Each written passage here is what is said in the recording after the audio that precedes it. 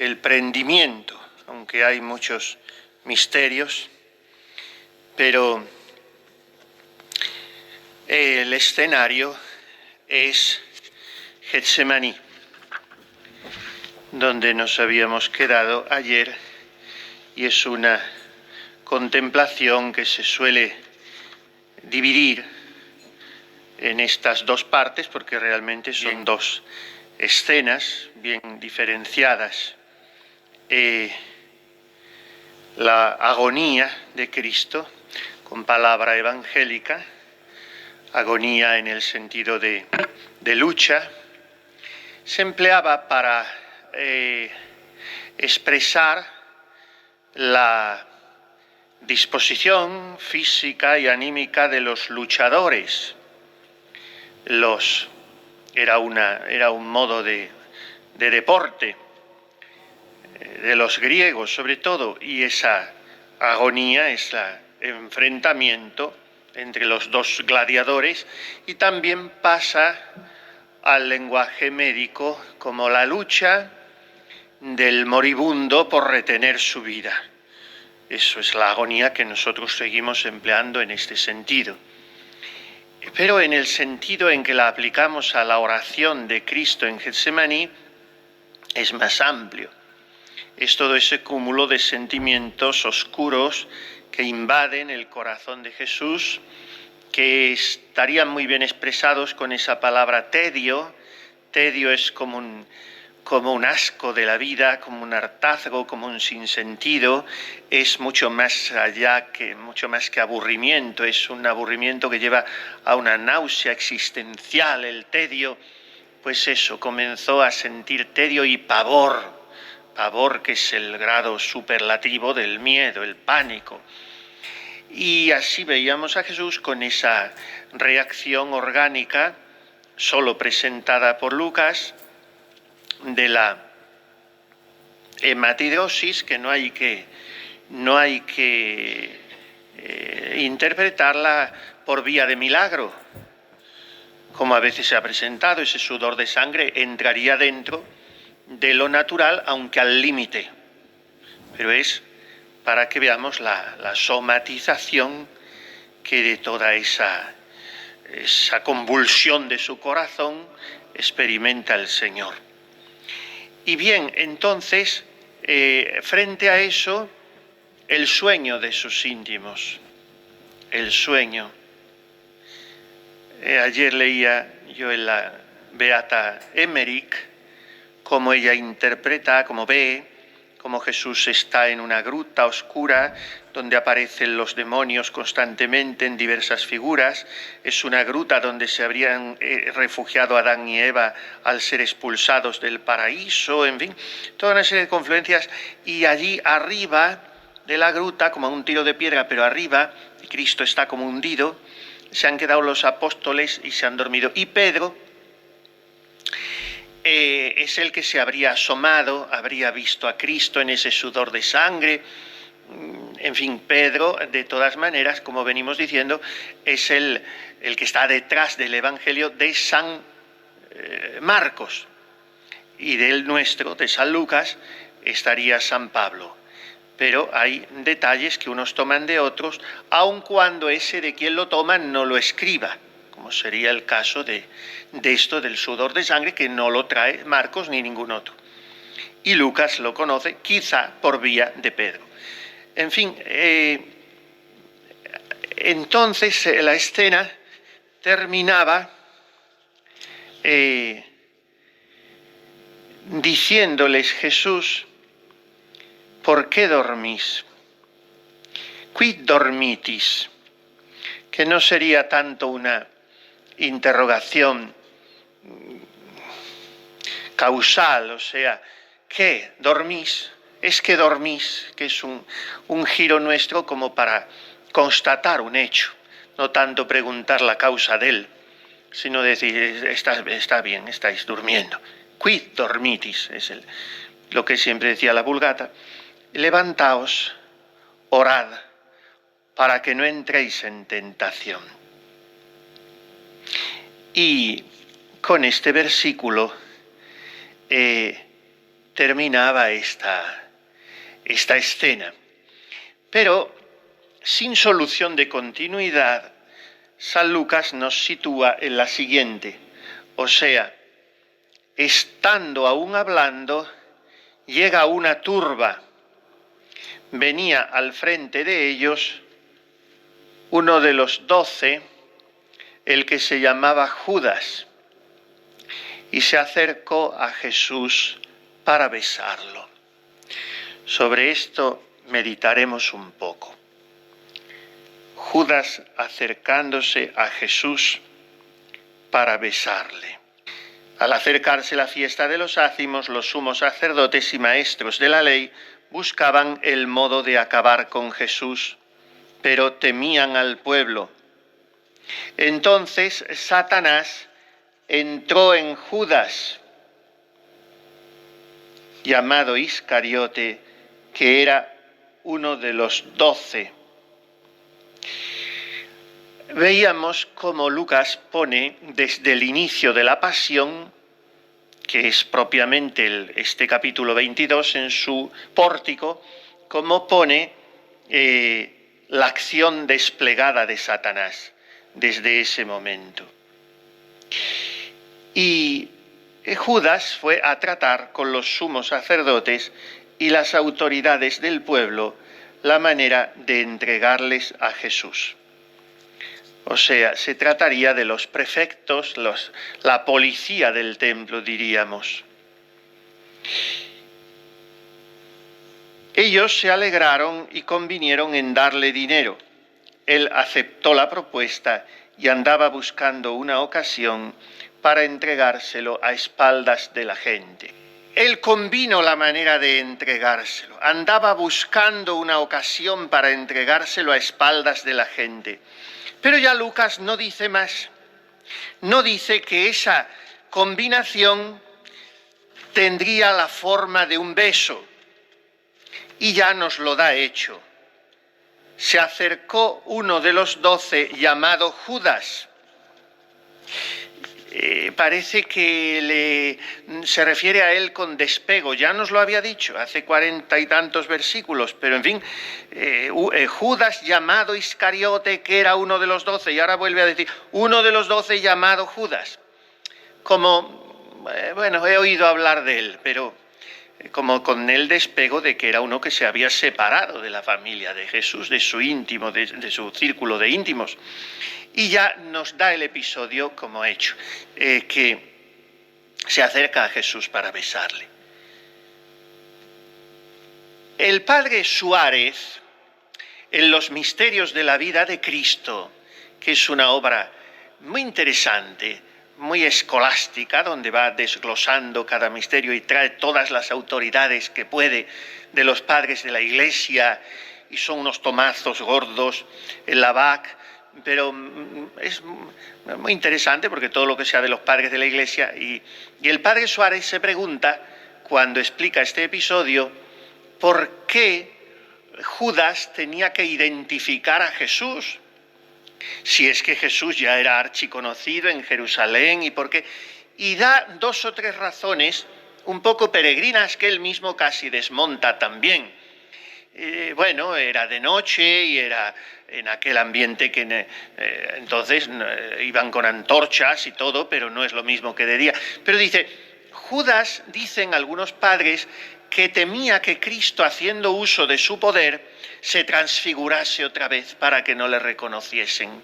Y esto demuestra lo poco que había llegado Judas al corazón de Jesús, maliciándose, sospechando la posibilidad de que él iba a zafarse así, de que le prendiesen. No se había enterado todavía Judas de la palabra del Maestro. Nadie me quita la vida, sino que yo la entrego libremente. Otro motivo por el cual podría Judas haber avisado de que iba a identificar él adelantándose al rabí Galileo, porque era muy parecido con Santiago el Mayor, nuestro Señor, como que eran primos y era muy parecido. Y entonces, para que no tomaran a uno por el otro, en fin, da varias razones de estas, como digo, trae autoridades de los padres. Y era más sencillo que todo. Era sencillamente el saludo de los judíos, el beso, y era que Judas en su locura había llegado a imaginar que podría engañar al maestro, como si no se notase que él iba al frente de la comitiva y que estaba todo combinado y que el beso, que es la máxima señal de amistad, él la iba a prostituir hasta ese punto repugnante. Lucas no trae la respuesta de Jesús como la trae Mateo. Solamente dice: Judas, con un beso entregas al Hijo del Hombre. Y Mateo dice: Amice ad quid venisti. Padre La Palma, en su historia de la Sagrada Pasión incomparable, ese amigo en labios de Cristo le sirve para una paráfrasis larguísima. Amigo, no porque lo seas, sino porque lo has sido. Amigo, no porque tú quieras serlo, sino porque yo desearía que siguieras siéndolo. Amigo, no porque tú retienes con amor mi intimidad, sino porque yo te la sigo ofreciendo. En fin, ese amigo en labios de Cristo es escalofriante en ese momento. Y después también glosa La Palma y otros autores como La Puente, ad quid venisti, que no es a qué has venido, con un sentido de finalidad. Cristo ya sabe a qué ha ido y se lo está diciendo: con un beso entregas al Hijo del Hombre, sino es: amigo, ¿hasta dónde has llegado? ¿Hasta aquí has podido caer? Y es esa confrontación en la misma frase de los dos sentimientos. El sentimiento mantenido por parte de Cristo, de oferta de la amistad, de apertura de su corazón, y el sentimiento de reproche por la herida que le produce la decepción, el desengaño. Y siempre que Jesús nos quiera traer a su redil, nos quiera convencer de su amor, nos quiera poner ante la verdad de nuestra miseria, lo hará así y comenzará siempre así. Amigo, ¿a qué has venido? Es tan distinto de nosotros que cuando queremos reconvenir a alguien, creemos que la forma más lógica o incluso más producente, lo cual es muy torpe psicológicamente, es manifestarle desprecio. Pues dicen todas las que trataron a la Madre Maravillas que esto era su manera de conducirse con las almas. Nunca se iba de con ella mal ninguna monja, sino: hija mía, me da mucha pena por el Señor, por el Señor. El otro día me decía también una monja que había tratado mucho a la Madre Cristina de Arteaga: mire, padre, era noble por su familia, pero era mucho más noble por su actuar. Jamás ninguna nos sentimos despreciada por ella. Era siempre una ternura de corazón, una acogida, y cuando tenía que ser firme lo era, y mucho. Pero incluso en esos momentos no se percibía menosprecio. Y este es Jesús, y esos son las criaturas que le imitan y en las que Él se refleja. ¿Cómo será su corazón? Amigo, con un beso entregas al Hijo del Hombre. Recurro un poquito a los otros evangelios porque, aun cuando estemos nosotros con Lucas, pero en este episodio concreto es muy sucinto, aunque nos proporciona, como casi siempre, un detalle exclusivo de él. Ahora veremos.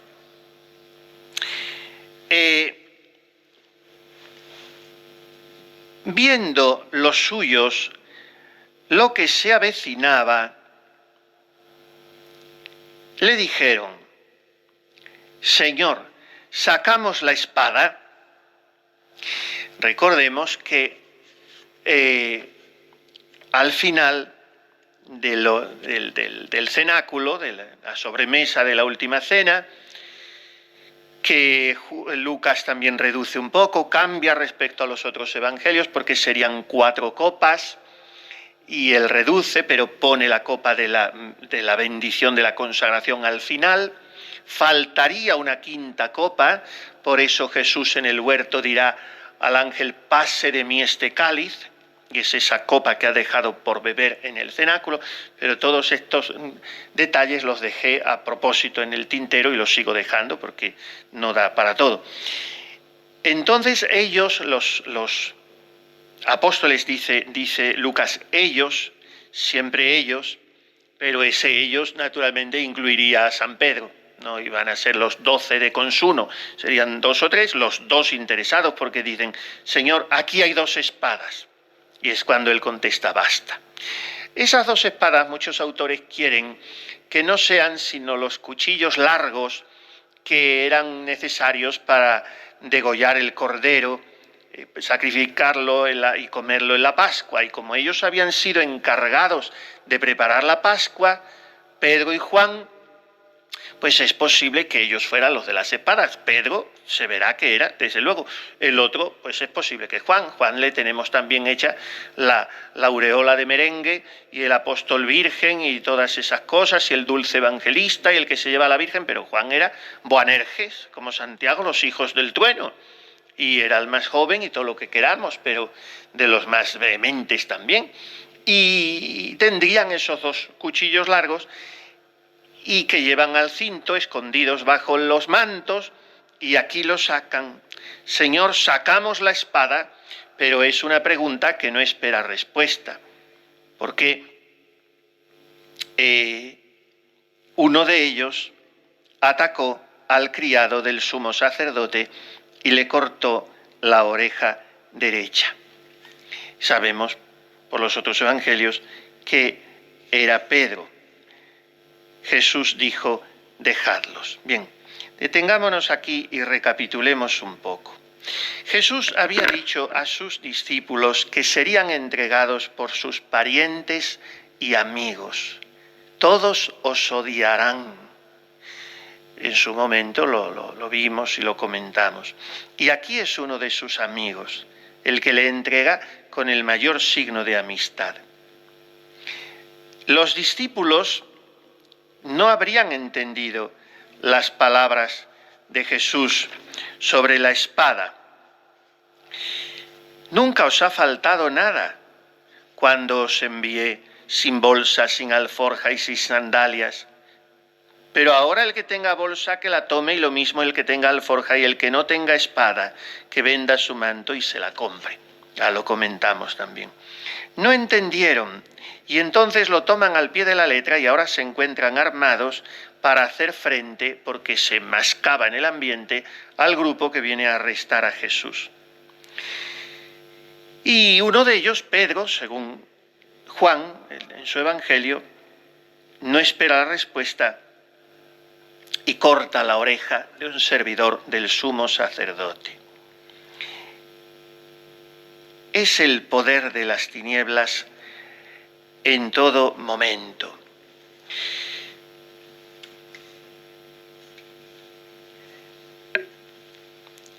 Todos son llegados a este punto de la pasión, donde todo irá precipitándose de una manera enfebrecida, enloquecedora. Todos son ardides y marañas de Satanás. Parece que el demonio mueve a todos menos a Jesús. Jesús había dicho en el cenáculo, no lo trae Lucas sino otro evangelio: viene el príncipe de este mundo y no encuentra en mí nada que le pertenezca. Pero es en el único en que Satanás no pondrá sus manos. Todos los demás, de alguna manera, son movidos por él, justamente en la pasión. La huida de los discípulos es una victoria de Satanás. No es tanto, como no lo son tanto las negaciones de Pedro, dirá un autor, fruto de la cobardía, que también, sino sobre todo producto de la falta de fe. Y eso es una victoria de Satanás. Solo en Jesús no pone las manos el maligno, y en María. quedan también preservadas porque conservan la fe las mujeres, pero ellas no aparecen, solo hasta el final. Los que aparecen desde el principio, todos son marañas, añagazas del enemigo, para prender a Cristo. O sea, esta triste estratagema diabólica viene dándose hace 2000 años. En los momentos en que Cristo se queda solo, nosotros también le dejamos solo. En los momentos en que Dios, en su providencia misteriosa, permite en el mundo, en su iglesia, como digo, misteriosa, incomprensiblemente, una acción más desatada de Satanás, nosotros también nos hacemos más vulnerables a Satanás. Al que no tiene se le quitará hasta lo que cree tener. Esta es vuestra hora y la del poder de las tinieblas. Nuestra hora, queridas madres y hermanas, también es la del poder de las tinieblas. También es la de la renovación de la agonía de Cristo, de su lucha contra Satanás, que sigue carcajeándose insolente, prolongando la agonía de Getsemaní y regodeándose en que esa sangre que ha sido derramada pro multis hoy sigue siendo pisoteada, profanada y menospreciada. ¿Y nosotros dónde estamos? ¿Con quién estamos? ¿Qué espada llevamos? ¿Cuánto estamos de despiertos y de vigilantes? ¿Cómo recogemos el sudor de sangre del Señor y cómo le acompañamos? ¿En qué hora estamos colocados? ¿En la del poder de las tinieblas o en la del poder de la luz? Es cierto que estamos alineados en el ejército de la luz, es cierto que somos de los de Cristo, pero actuamos siempre en consecuencia, manteniendo viva, ardiente la llama de la fe, para que ésta impida que huyamos y nos veamos envueltos en la oscuridad y nos encontremos desnudos, como aquel joven del cual asieron la sábana, pero él marchó desnudo, porque el que marcha de Cristo no tiene nada, no tiene defensa, está vulnerable a los dardos del enemigo. Esta es la hora. Y mientras, en medio de esta hora de oscuridades, de abandonos, de desamparos, en medio de esta hora de oscurecimiento del cielo para el mismo Cristo, brilla su mansedumbre desde este momento de la pasión. No hay en él la menor estridencia, que sin que llegara a ser falta de virtud sería explicable psicológicamente hablando. No podemos encontrarla. A partir de este momento el alma de Cristo es un lago sereno. Parece que toda su febricitante, agónica convulsión se ha comprimido, se ha circunscrito en Getsemaní. Pero donde no ha sido visto, a partir de ahora todo es serenidad, inalterable en él. Y lo primero que hace es adoptar una actitud de total pasividad. Y esto es una de las cosas más impresionantes en la pasión, que de ahí viene la palabra, pasión, del que padece, padecer por parte de otro. El que padece no hace nada, solo sufre lo que le es inferido desde fuera. Nosotros no acabamos de adelantar en la santidad, de dar la talla de Jesucristo, porque somos demasiado activos. Nuestras virtudes son activas y tenemos alergia a las virtudes pasivas, que son las más evangélicas. Y las virtudes pasivas son las de Belén y las del Calvario. La abnegación, la obediencia, el silencio, la paciencia, la mortificación del juicio propio, el olvido de sí. Esas virtudes que no consisten en hacer. La caridad fraterna, la misericordia, el estudio, el trabajo, son virtudes eximias, sin las cuales no podemos ser santos, pero vienen después. Vienen después. Sin humildad, que es la primera de las virtudes pasivas, el edificio no lleva cimiento. Y además estamos siempre acumulando heridas y que son llagas que cada vez supuran más y están más abiertas porque no usamos el ungüento, que como dice la Santa Madre, es la humildad. Pues esto es lo que nos empieza a enseñar Jesús aquí. La pasividad de quien es el hacedor de los mundos. Las manos atadas de aquel que ha hecho surgir las estrellas y las constelaciones. Este es el misterio. Y claro, el problema nuestro es ese, que no nos dejamos atar, que no nos dejamos hacer, que no nos dejamos llevar. Y al final, velis nolis, tendremos que pasar por ahí, porque cumpliremos 80 y 90 y 95 años, porque ahora la gente vive sin conocimiento, y cuando eras joven tú te ceñías, pero después otro te ceñirá. Y el Señor nos irá despojando. ¿Por qué nos resistimos tanto? ¿Y por qué nos cuesta tanto en tantas cosas el ceder el paso y el desaparecer sonriendo sin alharacas? Y Cristo lo hace en la pasión. Un hombre de 30 y pocos años, el más hermoso de los hijos de los hombres, que juega con la bola de la tierra y que se deja conducir como cordero manso llevado al matadero.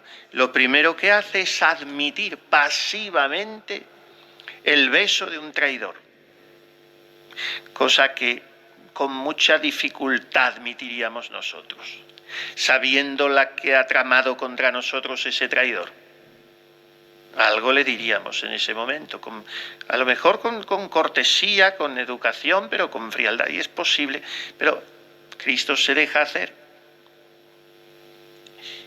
Y es la hora de las tinieblas. Uno de ellos, que es Pedro, ya lo hemos visto, atacó al criado del sumo sacerdote y le cortó la oreja derecha. Pero Jesús dijo, dejadlos. He encontrado aquí una cosa interesante que yo no conocía. Estoy leyendo un libro de Vittorio Messori, este gran periodista, historiador, más bien casi apologeta, habría que decir, de Vittorio Messori, italiano, ya va estando mayor, pero ha hecho una labor espléndida en tantos libros desenmascarando a tantos sedicentes teólogos que son más bien casi ateos. Es el autor de aquella entrevista magnífica al entonces cardenal Ratzinger en el año 83, si no recuerdo mal, 84, Informe sobre la fe. Y este libro es el segundo de una trilogía. El primero, que también he leído ahora, es Hipótesis sobre Jesús, y este se titula Padeció bajo Poncio Pilato, una investigación sobre la pasión y muerte de Jesús. Bien, pues aquí dice que solo Juan nos aporta el nombre de aquel criado del sumo sacerdote, que se llamaba Malco. Y que solo Lucas es el que aporta este detalle, que Jesús le curó. Lucas, médico, en tantos casos hace referencia a cuestiones de salud, de curaciones, etc. Bien, pasando por encima de eso, dice este autor que el nombre de Malco tiene una raíz semítica que significaría reinar, y que sería un apelativo más que un nombre, una especie de mote, muy difundido entre los nabateos, muchos de los cuales, que eran inmigrantes en Israel, ejercían con frecuencia, mira por dónde, justamente las funciones de siervo, de policía, de guardia del cuerpo, o sea, los pretorianos de la seguridad personal de Herodes. Y por lo tanto es muy verosímil que este hombre, como decimos que la raíz de cuyo nombre es reinar, está en ese momento siendo un símbolo entre el reino de Jesús, que no es de este mundo, y el reino de los poderosos de esta tierra, que piensan que van a prender a Jesús con espadas y palos. Y entonces Pedro está escapando de las categorías de humildad del reino de Jesús para ponerse en el mismo juego de los dignatarios del mundo, y se entabla una lucha violenta con las espadas. Y Jesús viene a curar a este hombre, cuyo nombre significa reino, para decirle: así reino yo, curando a mis enemigos.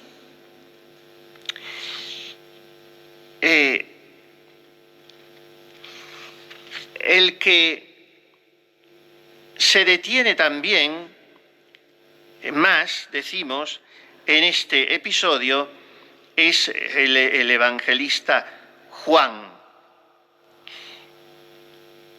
que también será el que después habla de uno de los siervos del sumo sacerdote, pariente de aquel al que Pedro había cortado la oreja, que señala a Pedro como que le ha visto entre los seguidores del Maestro.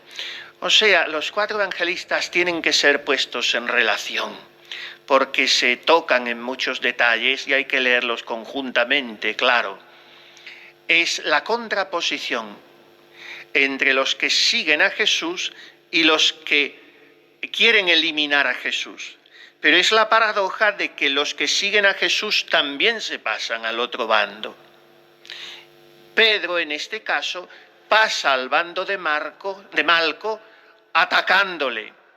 Y en el otro caso, se pasa también al bando del pariente de Malco, que todo sería lo mismo, negando al Maestro, que es una manera de atacarle también, de atacar la fe.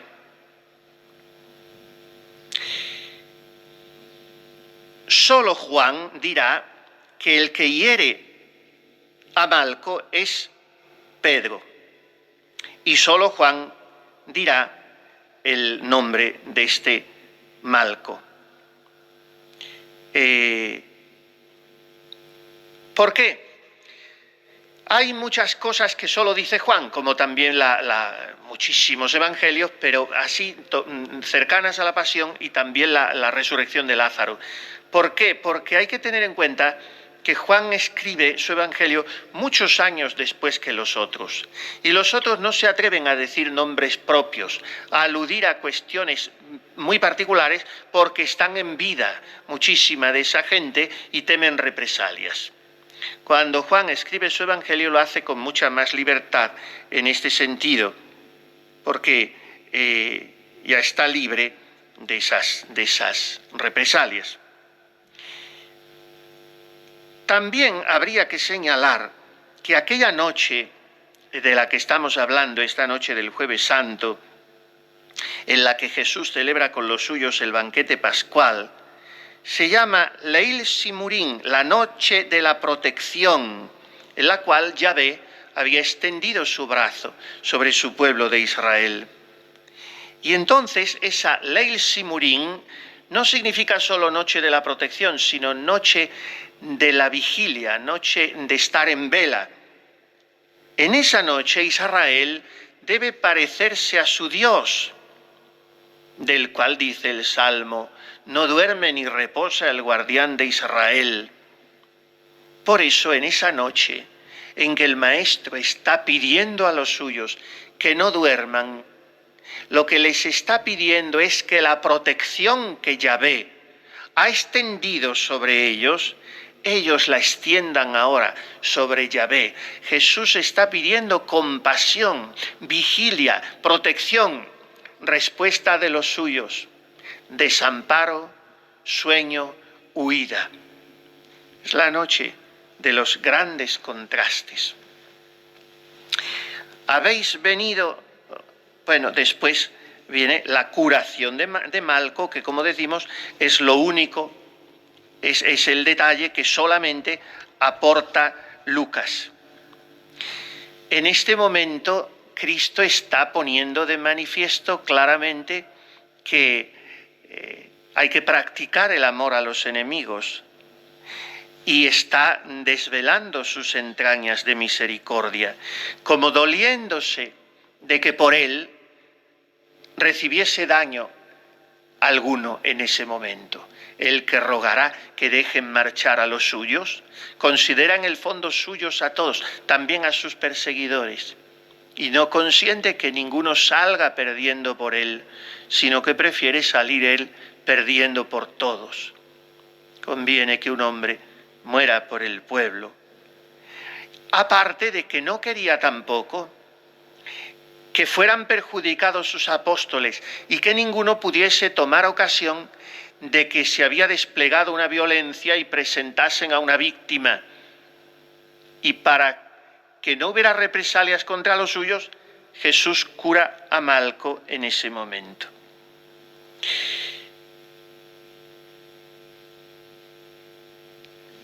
Dicen muchos que a partir de ese momento Malco se convirtió, etc. Tocando la oreja le curó, y a los que venían contra él, sumos sacerdotes, autoridades del templo y ancianos, les dijo.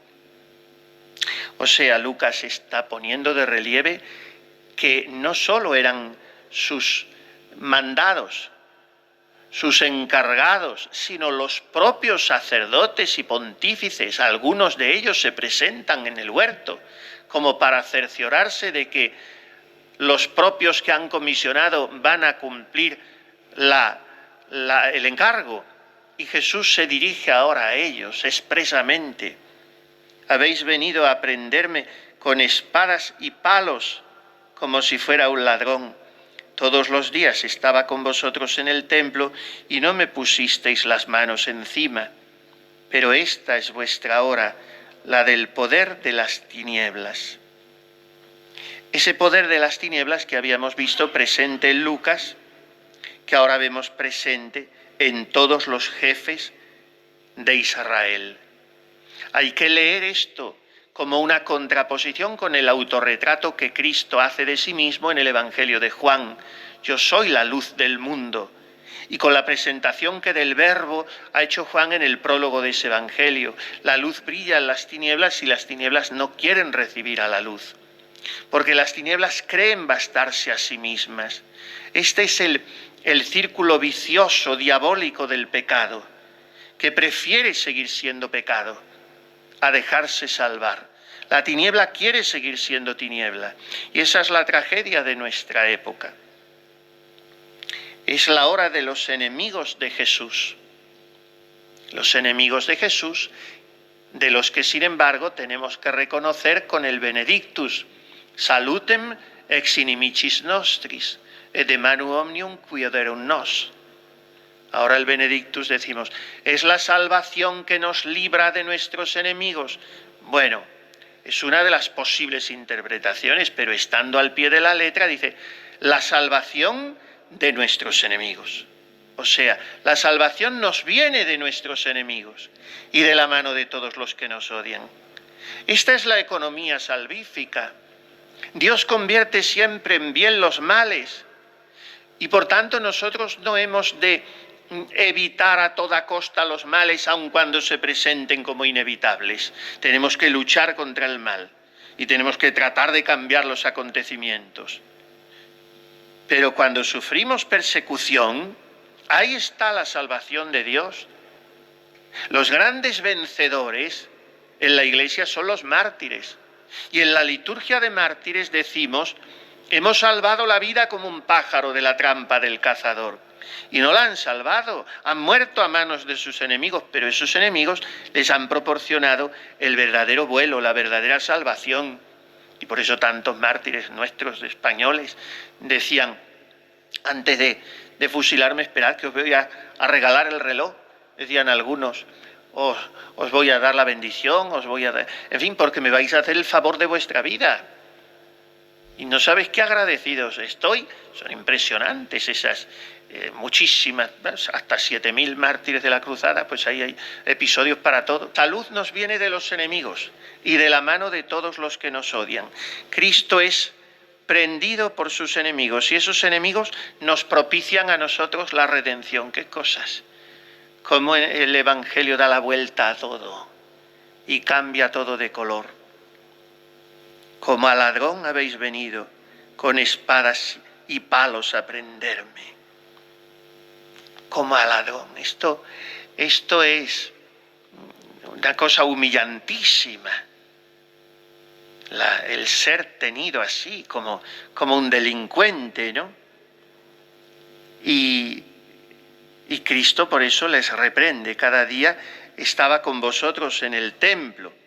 O sea, este pago me dais por el continuo trabajo que me he tomado de enseñaros, de poneros en la verdad, de acercaros a la luz, pero no la queréis. Por tanto, esta es vuestra hora y la del poder de las tinieblas. Y tenemos que ver que aquí, a partir de aquí, Jesús es atado y conducido como un malhechor.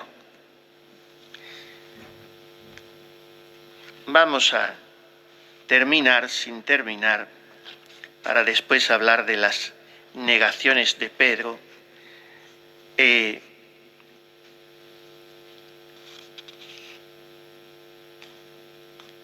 Mirando las manos atadas del Señor, en las que hemos meditado y que hemos contemplado muchas veces.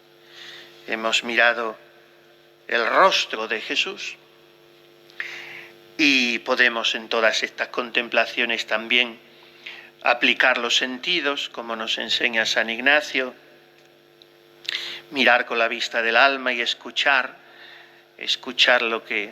las voces, lo que sucede en el episodio, sobre todo la voz de Cristo, su oración, y enjugar sus lágrimas, su sudor de sangre, y aspirar el aroma de esa sangre preciosísima, en fin, la aplicación de sentidos y besarle.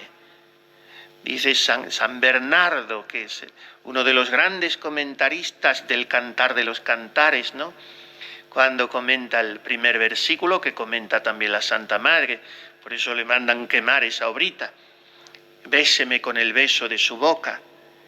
Que el beso a Cristo es según la confianza en los pies, en las manos o en la boca. Uno de los capítulos de esa obra preciosa de San Bernardo.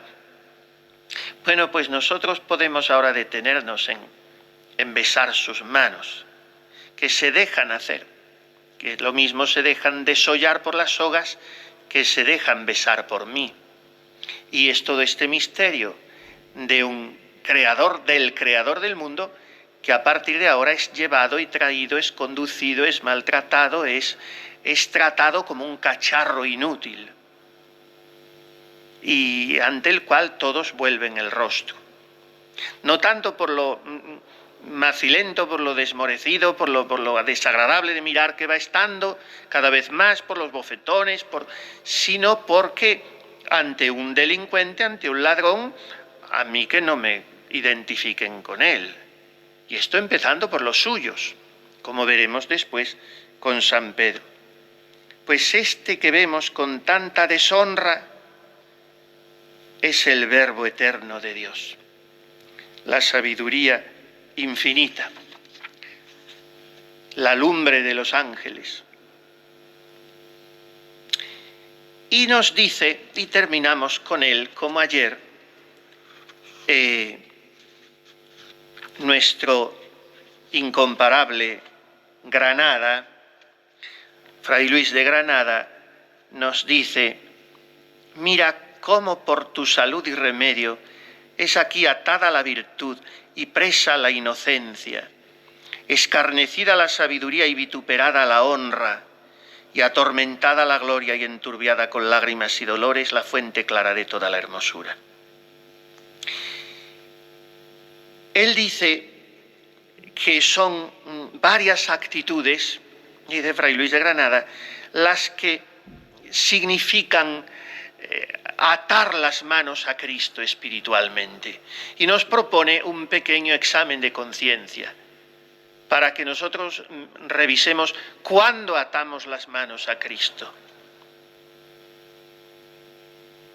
Suplícote por las entrañas de misericordia que a este paso te trajeron, no permitas que cometa yo tan grande maldad como es atarte las manos, como hicieron los judíos.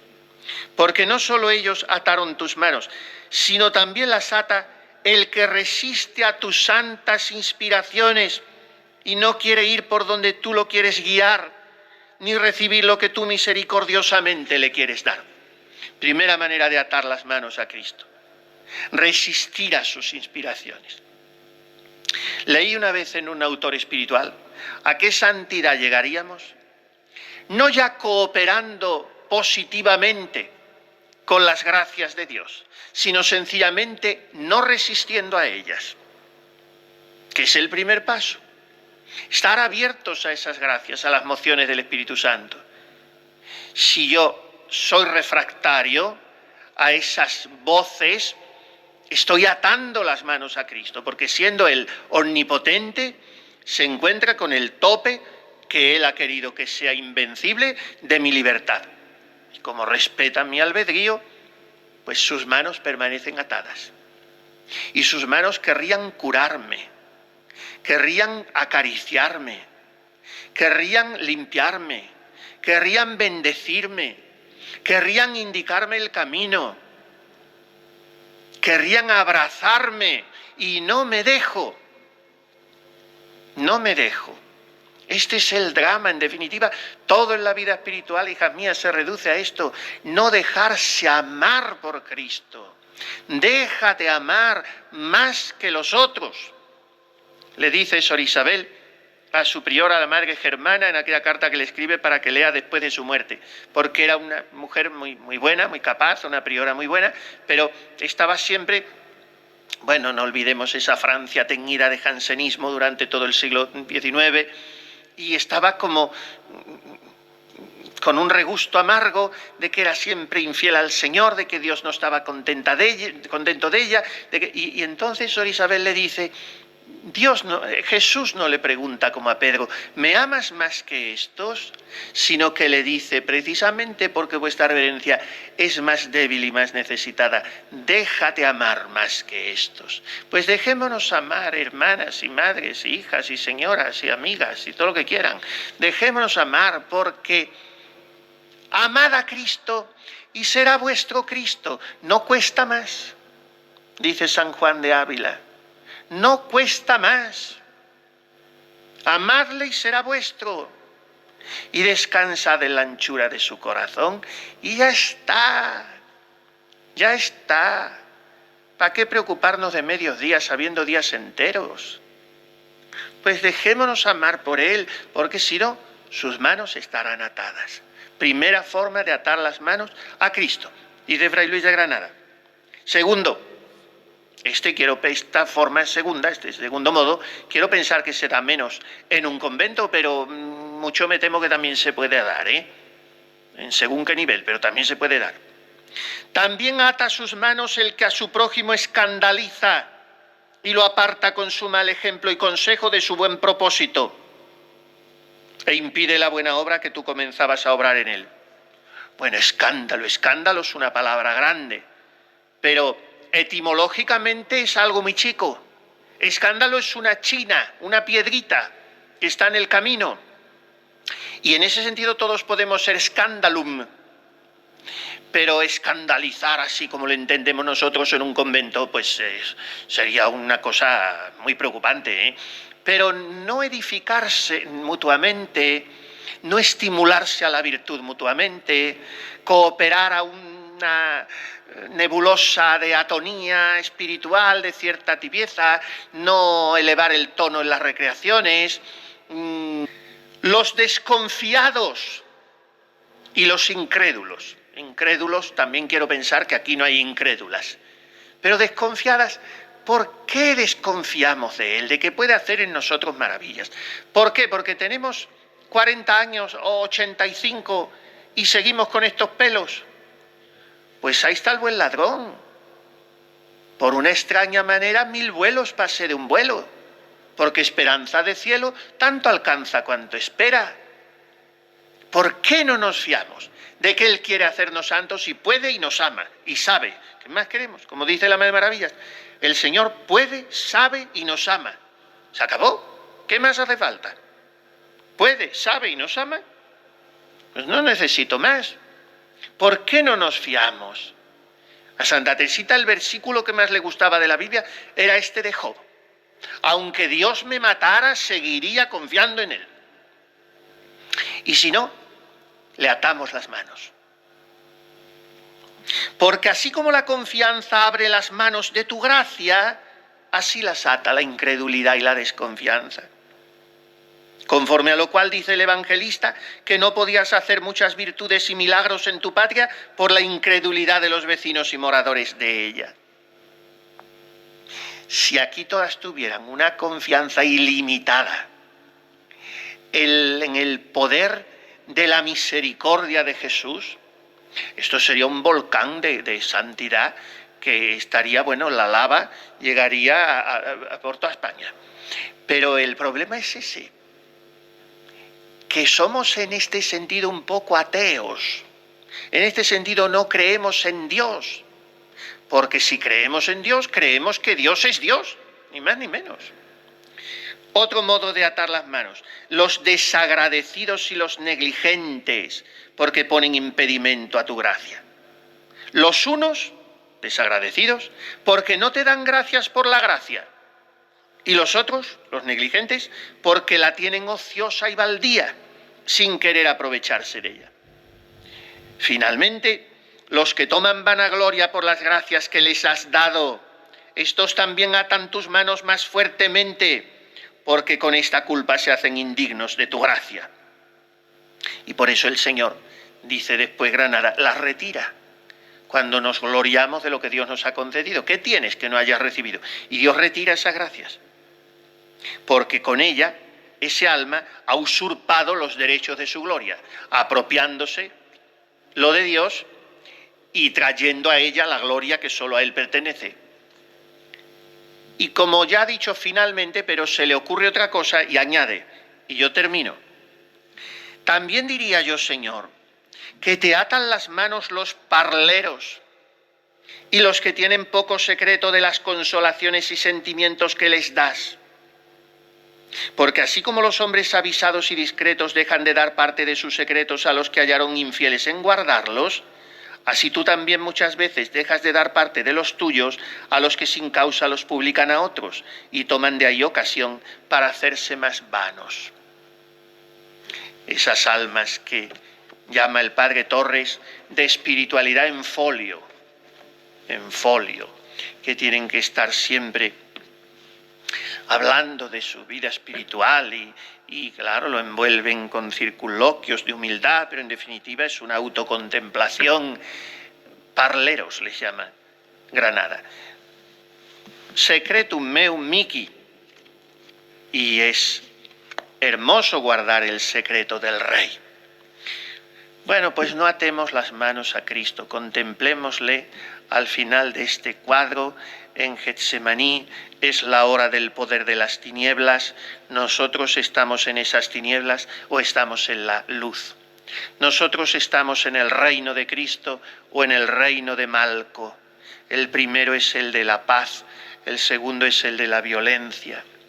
Nosotros estamos en la verdad del Maestro Divino, enseñado abiertamente en el templo, o estamos en las añagazas embusteras de los maestros de la ley que buscan la noche, el disimulo.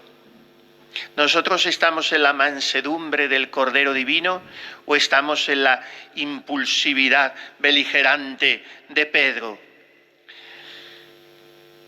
¿Dónde estamos? ¿Estamos lejos o estamos cerca? ¿Hemos huido o hemos permanecido? Vayamos junto a las manos de Cristo y sigamos con Él como está con Él María.